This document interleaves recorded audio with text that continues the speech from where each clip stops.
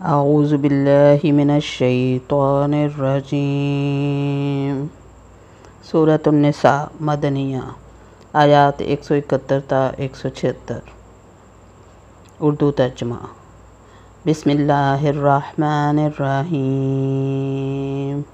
اللہ کے نام سے شروع کرتی ہوں جو بہت مہربان اور نہایت رحم کرنے والا ہے۔ یا اہل الکتاب لا تغلوا فی دینکم ولا تقولوا علی اللہ الا الحق انما المسیح عیسی ابن مریم رسول اللہ وکلمتہ القاها الی مریم وروح منہ فآمنوا باللہ ورسلہ ولا تقولوا ثلاثہ انتہوا خیرا لکم انما اللہ الہ واحد سبحانہ ان یکون لہ ولد لہ ما فی السماوات وما فی الارض وکفی باللہ وکیلا۔ اے اہل کتاب، اپنے دین کے بارے میں حد سے نہ گزر جاؤ اور اللہ پر بجز حق کے اور کچھ نہ کہو۔ مسیح عیسیٰ ابن مریم علیہ السلام تو صرف اللہ تعالیٰ کے رسول اور اس کے کلمہ کن سے پیدا شدہ ہیں، جسے مریم علیہ السلام کی طرف ڈال دیا گیا تھا، اور اس کے پاس کی روح ہیں۔ اس لیے تم اللہ کو اور اس کے سب رسولوں کو مانو اور نہ کہو کہ اللہ تین ہیں۔ اس سے باز آ جاؤ کہ تمہارے لیے بہتری ہے۔ اللہ عبادت کے لائق تو صرف ایک ہی ہے، اور وہ اس سے پاک ہے کہ اس کی اولاد ہو۔ اسی کے لیے ہے جو کچھ آسمانوں میں ہے اور جو کچھ زمین میں ہے، اور اللہ کافی ہے کام بنانے والا۔ لن یستنکف المسیح ان یکون عبدا للہ ولا الملائکۃ المقربون ومن یستنکف عن عبادتہ ویستکبر فسیحشرہم الیہ جمیعا۔ مسیح علیہ السلام کو اللہ کا بندہ ہونے میں کوئی ننگوار یا تکبر اور انکار ہرگز ہو ہی نہیں سکتا، اور نہ مقرب فرشتوں کو اس کی بندگی سے جو بھی دل چرائے اور تکبر اور انکار کرے، اللہ تعالیٰ ان سب کو اکٹھا اپنی طرف جمع کرے گا۔ فَأَمَّا الَّذِينَ آمَنُوا وَعَمِلُوا الصَّالِحَاتِ فَيُوَفِّيهِمْ أُجُورَهُمْ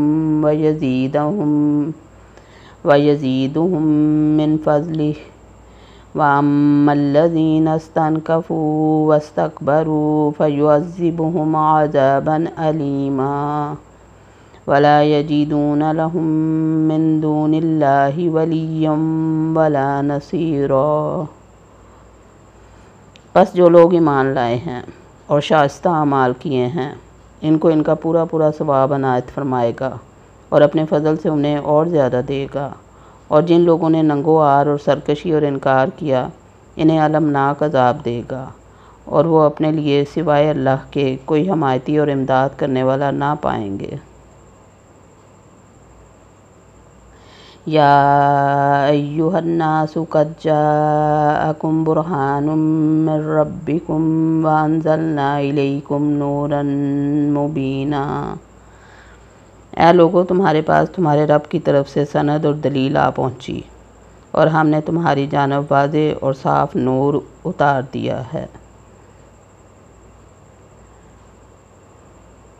فَأَمَّا الَّذِينَ آمَنُوا بِاللَّهِ وَاعْتَصَمُوا بِهِ فَسَيُدْخِلُهُمْ فِي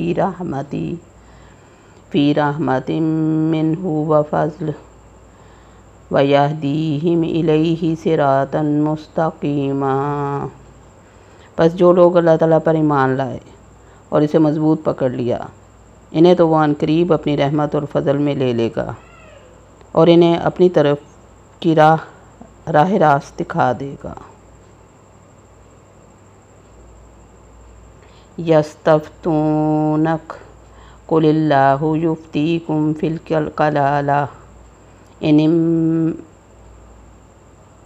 ان امرؤ ہلک لیس لہ ولد ولہ اخت فلہا نصف ما ترک وہو یرثھا ان لم یکن لہا ولد فإن کانت اثنتین فلہما الثلثان مما ترک وإن كانوا إخوة رجالا ونساء فللذكر مثل حظ الأنثيين يبين الله لكم أن تضلوا والله بكل شيء عليم۔